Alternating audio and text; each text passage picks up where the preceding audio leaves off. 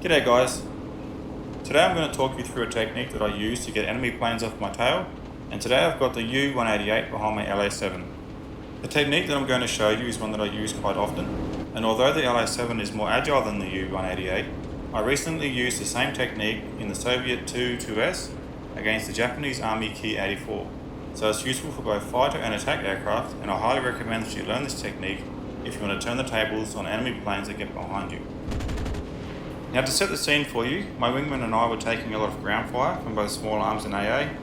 My plane had taken some damage, and as I was heading back to my ammo point, I spot the U-188 turning in.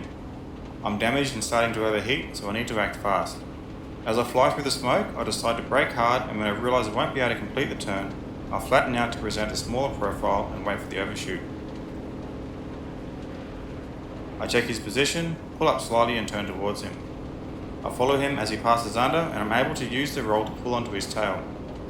I drop down slightly to avoid the defensive guns and take my shot, and fortunately he breaks up quickly and I avoid taking any more major damage.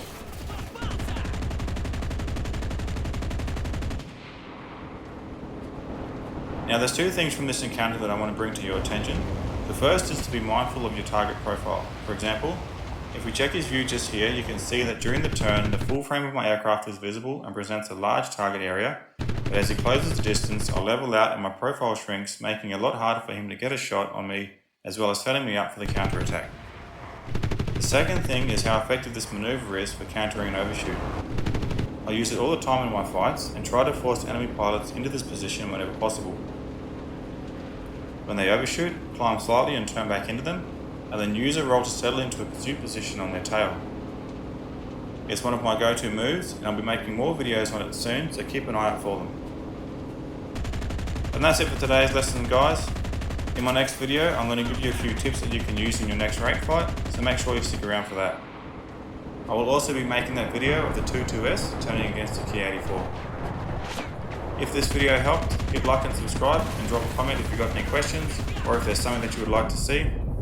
Thank you for watching, guys, and I'll see you in the next one.